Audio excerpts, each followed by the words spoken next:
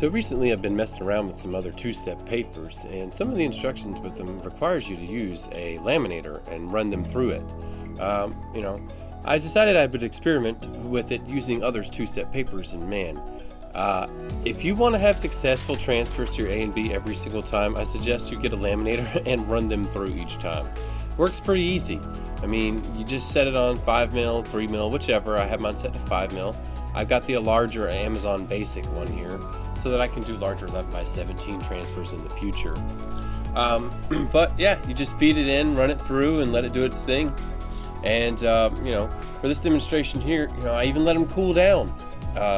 And yeah, it worked out just fine. The only issue is on my third one, I was feeling like, oh man, I'm doing so good. And so I tried to do it in about 50 seconds rather than the full 90, and it didn't work. But it works out great. And if you have say a lower cost clamshell heat press, this can also help with your uneven pressure, because what it's doing, it's pressing that toner to the adhesive, and it's getting out all those little air bubbles.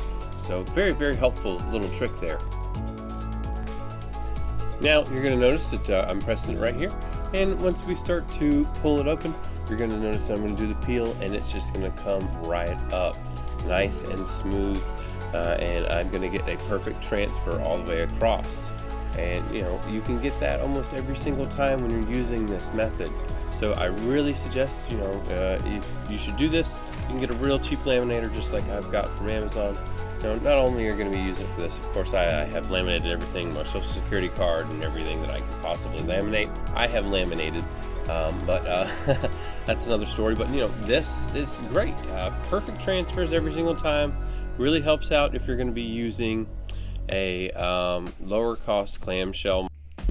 But I've been taking some of my transfers down to the office and been able to successfully print them or press them. So really inexpensive solution to a lot of problems that some people will have when they're first coming into contact with two-step laser transfer. So I really recommend this, and if you have any questions, go ahead and send them my way.